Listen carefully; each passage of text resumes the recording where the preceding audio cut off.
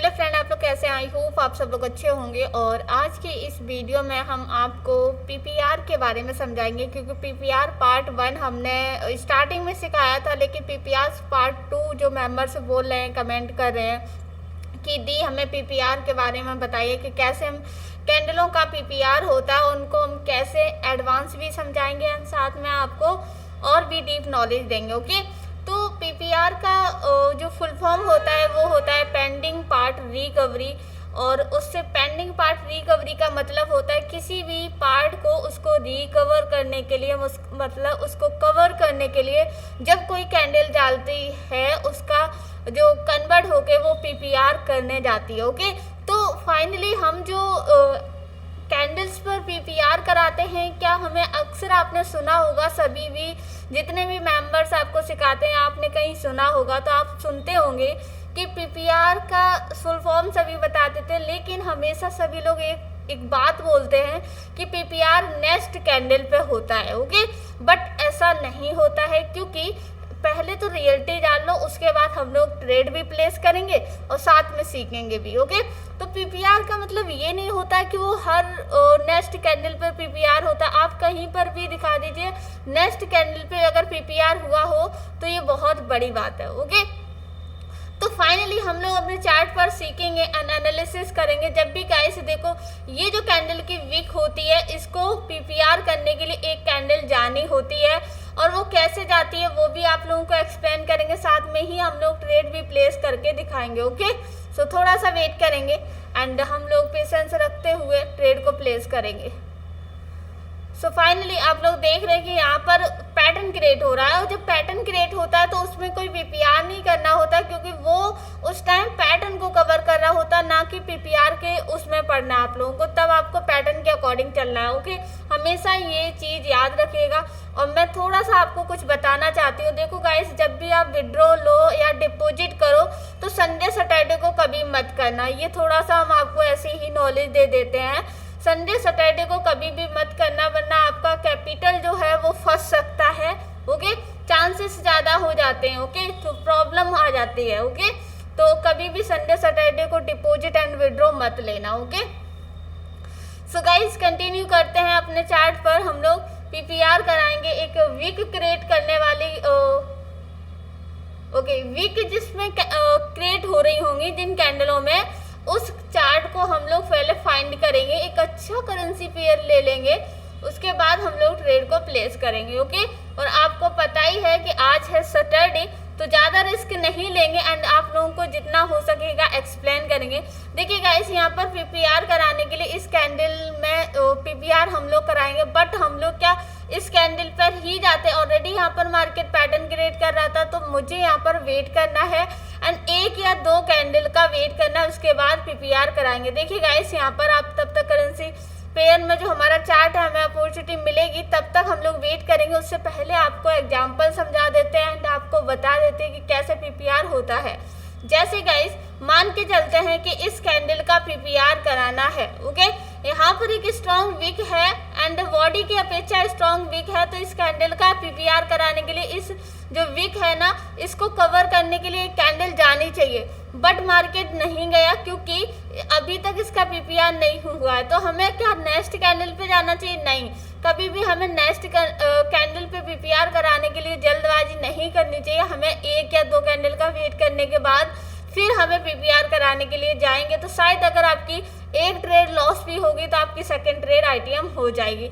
अब आप कहोगे कि दी यहाँ पर तो कैंडल का तुरंत ही पीपीआर हो गया, नेक्स्ट कैंडल गई है, लेकिन आप रॉन्ग हो। देखो यहाँ पर ये जो कैंडल का पीपीआर हुआ, ये कैंडल इस विक को कवर करने के लिए गई, क्योंकि नीचे विक नहीं थी। ओके, तो हमेशा याद रखो कैंडल साइकोलॉजी भी मैटर करती है। जब इस कैंडल का पीपीआर कराने के लिए था, क्योंकि इस कैंडल ने तो इसको फिलअप कर दिया, ऑलरेडी मार्केट 2 स्टेप का पैटर्न कंटिन्यू कर रहा था। क्या कर रहा था? हमेशा पैटर्न को ध्यान में रखते हुए हमें ट्रेड लगानी है एंड कर दी है। ओके, जैसे कि गाइस यहाँ की बात कर रहे थे, आप देख रहे हैं यहाँ पर ग्रीन रेड का पैटर्न कंटिन्यू हो रहा था, 2 रेड 1 ग्रीन, 2 रेड 1 ग्रीन। तो यहाँ पर ये पीपीआर सेकंड कैंडल इस वजह से यहाँ पर एरर बना दी। लेकिन अगर इस कैंडल की बात की जाए तो इसका पीपीआर करने के लिए बैक टू बैक 3 कैंडल बनने के बाद 4th कैंडल पर पीपीआर हुआ है। अब जिस तरीके की जैसे ये ग्रीन कैंडल है तो ग्रीन कैंडल ही इसका इस वीक को कवर करने के लिए आएगी तो उसका पीपीआर होगा। अब आप कहो कि यहाँ पर एक रेड कैंडल बन गई तो वो पीपीआर करा रही, तो वो पीपीआर नहीं करा रही। ओके, तो हमेशा ये चीज आपको ध्यान रखनी है। जैसे कि मैंने यहाँ पर भी बोला है कि जब मार्केट में पैटर्न कंटिन्यू हो रहा होता है वहां पर हमें पीपीआर के कभी भी माइंड में रख के नहीं चलना। तब हमें क्या याद रखना है, पैटर्न कंटिन्यू होगा तो पैटर्न के अकॉर्डिंग मार्केट मूव करेगा। ओके, सो फाइनली थोड़ा सा पीछे आते हैं। ओके, जस्ट आप देख रहे हैं कि इन कैंडलों में पीपीआर कराने के लिए, ये कैंडल का पीपीआर कराने के लिए नेक्स्ट कैंडल गई, लेकिन जब ये कैंडल बनी तो इसमें कोई भी उस तरीका का मूवमेंट नहीं हुआ था क्योंकि मार्केट ने लास्ट मूवमेंट पे गैप डाउन भी दे दिया। ओके, सो गाइस आप लोग एक चीज नोटिस कीजिएगा, यहाँ पर भी पैटर्न कंटिन्यू हो रहा था। जहां पर मार्केट स्टक दिखता है वहां पर आपको हमेशा पैटर्न ही मिलते हैं। ओके, जैसे 2 green 1 red, 2 green 1 red, 2 green, तो हम इसको भी कंसीडर नहीं करेंगे। ओके, यहाँ पर भी मार्केट देखो ट्रेंडी था फिर भी पैटर्न क्रिएट हो गया। बट अब पीपीआर कराएंगे तो कराएंगे का, जैसे मान के चलते ये कैंडल है। ओके, अब ये कैंडल एक सिंगल कैंडल है लेकिन इसका पीपीआर कराने के लिए क्या बैक टू बैक हम 4 5 6 7 अगर नेक्स्ट कैंडल से ही स्टार्टिंग कर देते तो बैक टू बैक कितनी ट्रेड लॉस हो जाती, कम से कम हमारी 4 या 5 ट्रेड लॉस हो जाती।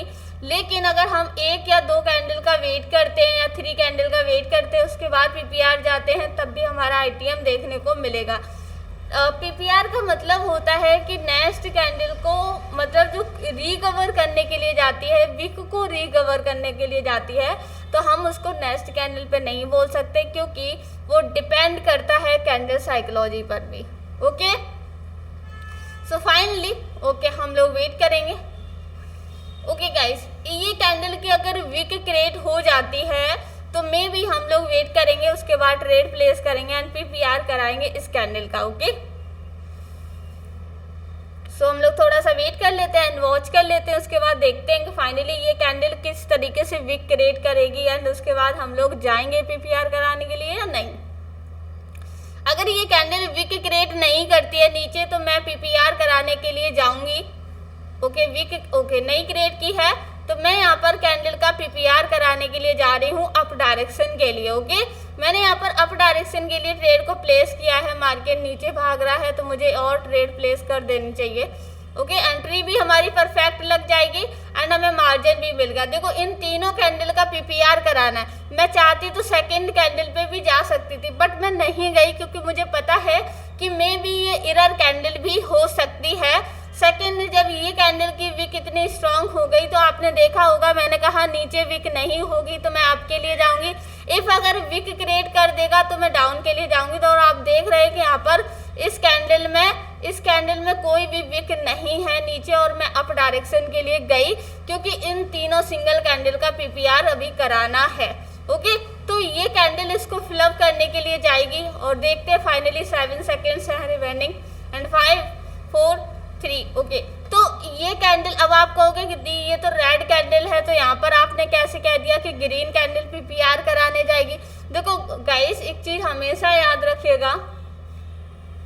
ओके, अरे एक चीज हमेशा याद रखिएगा जो ऊपर की विक होती है जब भी कोई पीपीआर कैंडल कराने जाती है तो वो ग्रीन ही कैंडल जाएगी। अगर नीचे की विक होगी तो एक रेड कैंडल पीपीआर कराने के लिए आती है। ओके, तो हमेशा ये चीज को आपको ध्यान में रखना है। तो आप देखेंगे कि आपको पहले की अपेक्षा ट्रेड ज्यादा प्रॉफिट हो रही है एंड आपका जो माइंडसेट है वो भी हमेशा एक सेट बना रहेगा। क्या अगर मैं फर्स्ट या सेकेंड ट्रेड पर ही जाती पीपीआर कराने के लिए तो मेरी ट्रेड क्या हो जाती, लॉस हो जाती और मेरा जो प्रॉफिट था वो भी जा सकता था। ओके, नेक्स्ट करेंसी पेयर पे देखेंगे और ट्रेड को प्लेस करेंगे। ओके गाइस, यहाँ पर अभी अपॉर्चुनिटी नहीं मिल रही है क्योंकि ऑलरेडी मार्केट अभी विक क्रिएट नहीं किया है। सो फाइनली हम लोग यहाँ पर वेट करेंगे। ओके, यहाँ पर तो हमारा पीपीआर हो चुका, अभी हम लोग ट्रेड भी प्लेस कर चुके थे। ओके, यूएसडी पीकेआर ओटीसी पर। ओके गाइस, हम अब यहाँ पर इस कैंडल का पीपीआर कराना है। अगर ये कैंडल एक रेड बन जाती है तो हम लोग पीपीआर तो हो गया है लेकिन अगर यही कैंडल एक ग्रीन में कन्वर्ट होती है बैक टू बैक 2 कैंडल या 3 कैंडल, तो हम लोग वेट करेंगे, उसके बाद ट्रेड को प्लेस करेंगे और देखेंगे कि हम लोग की पहले की अपेक्षा अब जो प्रॉफिट हो रहा है वो ज़्यादा हो रहा है। ओके, आई होप आप लोगों को पीपीआर के बारे में क्लियर हो रहा होगा गाइस। ओके,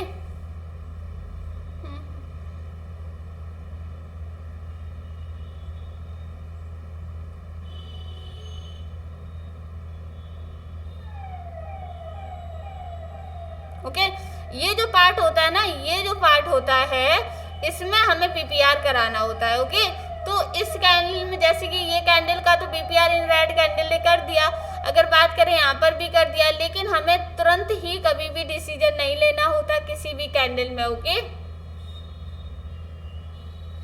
सो हम लोग थोड़ा सा वेट करेंगे। ओके, सो फाइनली हमें लगता है कि इस करेंसी पेयर पे हमें अभी अपॉर्चुनिटी नहीं मिलेगी, तो हम लोग नेक्स्ट करेंसी पेयर फाइंड कर लेते हैं, उसके बाद ट्रेड को प्लेस करते हैं। ओके, बहुत हो गया अभी मार्केट में, मैं इस ट्रेड को रिकवर कर लेती हूँ और अपना प्रॉफिट बना के देखती हूँ। ओके, सो यहाँ पर देखिए ये जो गैप था ना, इसको फिलअप करने के लिए एक रेड कैंडल आती एंड इसको जो दिया था ना, इसका पीपीआर करने के लिए ये रेड कैंडल आई, तो हमें तुरंत ही पीपीआर के लिए नहीं जाना है, सेकंड ट्रेड पे आना है। अगर हम लोग जल्दबाजी नहीं करते तो ये जो हमारी ट्रेड लॉस हुई थी वो लॉस नहीं होती। ओके, सो फाइनली हम थोड़ा ओके, सो हम लोग की ये ट्रेड लॉस नहीं होती। 3 सेकेंड हैंड 2 ओके 1 आईटीएम, जैसा कि मैंने बोला है कि हमारी ट्रेड लॉस नहीं होती वो भी, बट कोई नहीं, ऐसा होता है। मार्केट अगर ऊपर जाएगा तो मैं डाउन के लिए ट्रेड को प्लेस करूंगी। ओके, सो सारी ट्रेड आईटीएम हो गई, हमारा जितना लॉस हुआ था वो रिकवर होके आ गया है फाइनली। अगर मार्केट ओके ऊपर जाएगा तो मैं डाउन के लिए ट्रेड को प्लेस करूंगी। ओहो, और ट्रेड की एंट्री बहुत रॉन्ग लगवा दिया, मार्केट यहाँ गया, मैंने यहाँ ट्रेड लगाई, बूम होके यहाँ गया, तो एंट्री हमारी रॉन्ग हो गई। बट कोई नहीं, इस कैंडल को यहाँ तक तो क्लोजिंग देनी चाहिए मेरे एनालिसिस के अकॉर्डिंग, बट देखते हैं, मार्केट है, हम एनालिसिस कर सकते हैं, लेकिन किसी के हाथ में नहीं होता market. Okay, so finally wait करते हैं। ओके, 14 सेकेंड्स एंड ये रेड कैंडल बनेगी, बट देखते हैं फाइनली क्या होता है। 8 सेकेंड्स हैं। ओके, एंट्री की वजह से ट्रेड लॉस होगी, बट कोई नहीं, इसी कैंडल पर हम लोग प्रॉफिट कर लेंगे। ओके, सो मैंने यहाँ पर डाउन के लिए ट्रेड को प्लेस किया और ये सारी ट्रेड हमारी आईटीएम होने वाली है और मेरा अच्छा खासा प्रॉफिट बन जाएगा और काफ़ी अच्छा हो जाएगा। क्योंकि देखो गाइस, इसने मैंने यहाँ पर क्या रेड के लिए ट्रेड क्यों प्लेस की, बट आपके एनालिसिस के अकॉर्डिंग तो यहाँ पर पैटर्न क्रिएट हो रहा होगा, मार्केट स्टक बनना है, लेकिन आप देख रहे हैं कि इसने गैप डाउन दिया है। जो गैप डाउन दिया है ना, इसने जगह को छोड़ कर दिया है, तो यहाँ पर एक रेड कैंडल बननी ही चाहिए। उसी एनालिसिस पर मैंने यहाँ पर डाउन के लिए ट्रेड को प्लेस किया, लास्ट सेकंड से ही, बट ये एक रेड कैंडल बनेगी। ओके,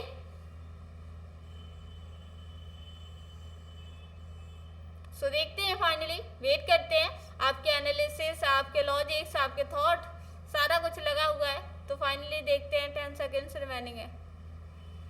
8 6 5 ओके, सारी की सारी ट्रेड आईटीएम हुई है। ओके, आप लोगों के सामने ही हुआ है, मार्केट में भी मुझे जानता है। देखो, अच्छी एंट्री भी आपकी परफेक्ट होनी चाहिए, तभी आपकी ट्रेड भी आईटीएम होती हैं। लास्ट उसने उस फिलअप करने के लिए मार्केट नीचे बूम किया था। ओके, तो हम लोग लॉस में नहीं रहने चाहिए। हमारी स्ट्रैटेजी एक ही करेंसी पेयर पे ज़्यादा ट्रेड करते हैं तो लॉस होने का रीजन बन जाता है। ओके, और ऐसा हुआ भी है, और एक बार नहीं कई बार होता है कि जब आप एक ही करेंसी पेयर पे ट्रेड करते रहते हो तो आपके ट्रेड्स लॉस होने लगती हैं। ओके, सो फाइनली यहाँ पर गाइस आप लोग एक चीज नोटिस कर रहे होंगे कि इन दोनों कैंडलों का अभी तक कोई ओके ये कैंडल पीपीआर कर चुकी है, तो मुझे यहाँ पर पीपीआर कराने के लिए अभी कोई कैंडल नहीं मिल रही है। ओके, इन कैंडलों में कोई पीपीआर नहीं होना अभी।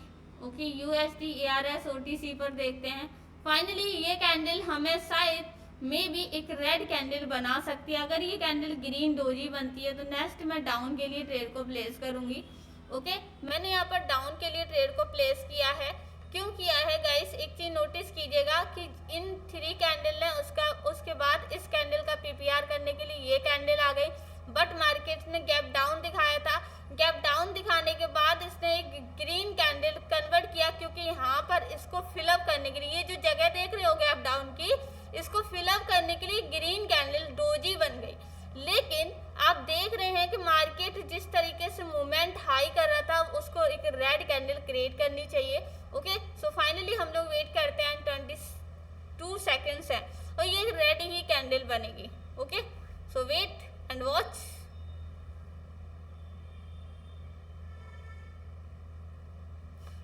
सेकेंड्स है। मार्केट जितना लॉस दे रहा है ना, आज सैटरडे है भाई, आज सैटरडे वाले दिन तो स्ट्रैटेजी वर्क ही नहीं करती, आपको पता होगा।